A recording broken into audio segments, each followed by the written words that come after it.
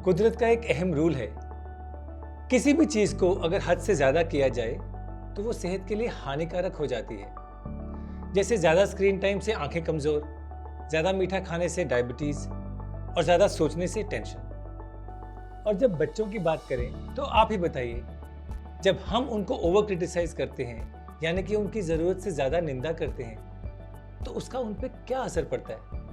और हैरानी की बात तो यह है, कई बार हमको ही पता नहीं चलता कि जब हम उनकी निंदा कर रहे हैं तो उसका उनके कॉन्फिडेंस पे क्या असर पड़ता है। नमस्ते, मैं हूं सुमित, आप ही की तरह एक पेरेंट और भारत के सबसे बड़े स्कूल नेटवर्क लीड का को फाउंडर। आज मैं आपको कुछ ऐसे संकेत बताने वाला हूं जिससे आप ये खुद ही जान सकें कि कहीं आप अपने बच्चे के प्रति ओवर क्रिटिकल तो नहीं हो रहे, और इसी फीडबैक को आप किस तरह से ढंग से दे सकें।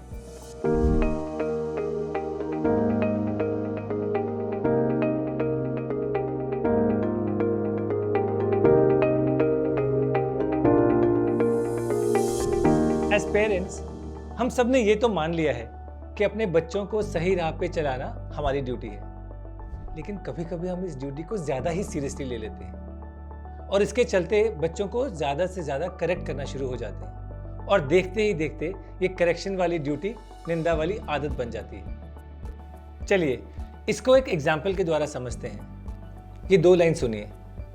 मैथ्स में तुम्हारे मार्क्स हमेशा कम क्यों आते हैं? या फिर अगली बार मैथ्स टेस्ट से पहले 30 मिनट एक्स्ट्रा प्रैक्टिस करेंगे। फर्क नजर आया?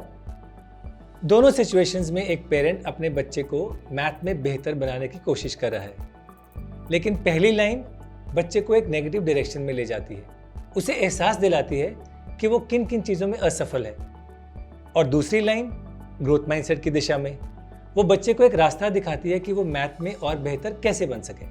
ये बहुत सिंपल बात लगती है, लेकिन अगर आप पहले वाला ओवर क्रिटिकल अप्रोच अपनाने लगे तो आपके बच्चे में दूसरी कई प्रॉब्लम्स आने लगती हैं। उनका कॉन्फिडेंस यानी आत्मविश्वास कम होने लगता है और वो अपने आप को कमजोर समझने लगते हैं। उन्हें हारने से डर लगने लगता है और इसी वजह से वो कुछ नया नहीं करना चाहते।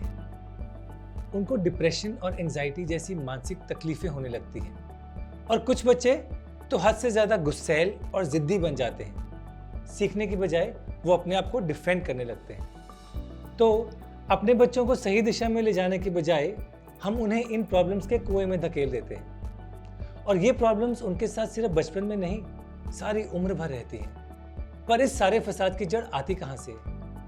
क्या कारण है कि हम पेरेंट्स जो सिर्फ अपने बच्चों का भला चाहते हैं उनसे इस नेगेटिव तरीके से बात करने लगते हैं? तो इसके पीछे भी कुछ क्लियर कारण है। सबसे पहले, हम अपने बच्चों को ओवर क्रिटिसाइज करते हैं क्योंकि हम खुद के साथ ओवर क्रिटिकल हैं, और जब हम खुद को ही एक पॉजिटिव तरीके से मोटिवेट नहीं कर सकते तो किसी और को कैसे करेंगे? हमने उनसे कई बड़ी उम्मीदें जोड़ रखी हैं, और जब हमारे बच्चे उन उम्मीदों पे खरे नहीं उतरते तो हमें दुख होता है, पर वही दुख उन पे क्रिटिसिज्म बन के बरसता है। किसी और के बच्चे की ग्रोथ और डेवलपमेंट देख के हमको स्ट्रेस होने लगता है, और इसी स्ट्रेस की वजह से हम अपने बच्चों की उन दूसरे बच्चों से कंपैरिजन करके उनकी हद से ज़्यादा निंदा करने लगते हैं। आजकल की हाई स्ट्रेस ज़िंदगी के हम सब शिकार हैं, पर इस स्ट्रेस को अपने बच्चों पर निकालना ना सिचुएशन को बुरे से बदतर बना देती है। लोग और रिश्तेदार क्या कहेंगे, इन सब बातों का हम पे इतना प्रेशर बन जाता है कि हम अपने बच्चों को भूलकर इन बाहर वालों की एक्सपेक्टेशंस को पूरा करने में लग जाते हैं। हम सारे पेरेंट्स, मैं खुद भी, कभी ना कभी इनमें से किसी ना किसी सिचुएशंस में अपने आप को देख चुके हैं। पर जरा सोचिए, इन सिचुएशंस में अपने बच्चे की निंदा करके कभी किसी को मनचाहा रिजल्ट मिला है? नहीं ना। तो चलिए इन पुराने ख्यालों को भूल जाते हैं और देखते हैं कि आजकल के पेरेंट्स कैसे अपने बच्चों की गलतियां सुधारते हैं, लेकिन बिना उन्हें क्रिटिसाइज किए। तो फीडबैक देने से पहले इन 3 बातों के बारे में सोचिए। पहला, इस फीडबैक से आप चाहते क्या हैं? जो आप कहने वाले हैं, क्या उससे आपके बच्चे को अपना बेटर वर्जन बनने में मदद मिलेगी? दूसरा, क्या इस फीडबैक की जरूरत है? हर बात पे फीडबैक देना जरूरी नहीं होता। तो सोचिए, अगर इस फीडबैक का परिणाम कुछ खास नहीं है तो शायद ये फीडबैक भी जरूरी नहीं है। और तीसरा और सबसे इंपॉर्टेंट, क्या मैं खुद उस बिहेवियर को दर्शाता हूँ जो मैं अपने बच्चे से एक्सपेक्ट कर रहा हूँ? और क्या ये फीडबैक मेरा है या मेरे आसपास किसी व्यक्ति या सिचुएशन का रिएक्शन?